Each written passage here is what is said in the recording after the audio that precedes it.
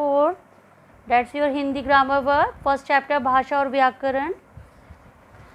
भाषा क्या होता है आपका? भाषा वह साधन है जिसके द्वारा हम अपने विचार दूसरों तक पहुंचा सकते हैं या दूसरों के विचारों को जान सकते हैं, उसको हम लोग भाषा कहते हैं। भाषा के दो रूप होते हैं, लिखित भाषा, मौखिक भाषा, लिखित भाषा।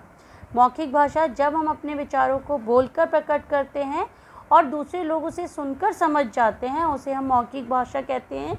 जस्ट लाइक भाषण देना, टेलीफोन पर बातें करना और कहानी सुनना। लिखित भाषा जब हम अपने विचारों को लिख कर और दूसरों को पढ़कर समझते हैं, उसको हम लिखित भाषा कहते हैं। जैसे आप सुबह न्यूज़पेपर पढ़ते हो, कहानियाँ पढ़ते हो या ब्लैक बोर्ड पर आप लिखते हैं हम लोग और आप उसे पढ़ते हो।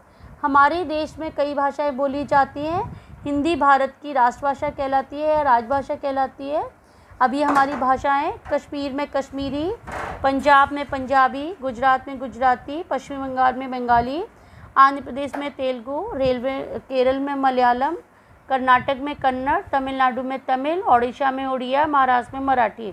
प्रत्येक भाषा को लिखने का कुछ चिन्ह अलग या ढंग प्रकट करते हैं, उसको लिपि कहते हैं। सभी भाषाओं की लिपि अलग अलग होती है। हिंदी और संस्कृत देवनागरी लिपि में लिखी गई है, अंग्रेजी को रोमन में लिखा है और बांग्ला को बंगाली में और उर्दू भाषा को फारसी में। ये सबकी अलग अलग लिपि है, अंग्रेजी की रोमन, संस्कृत और हिंदी की देवनागरी और उर्दू की फारसी और बांग्ला की बंगाली। व्याकरण क्या कहलाता है आपका? हम किसी भाषा को शुद्ध रूप से लिखकर या पढ़कर या बोलकर सीखते हैं।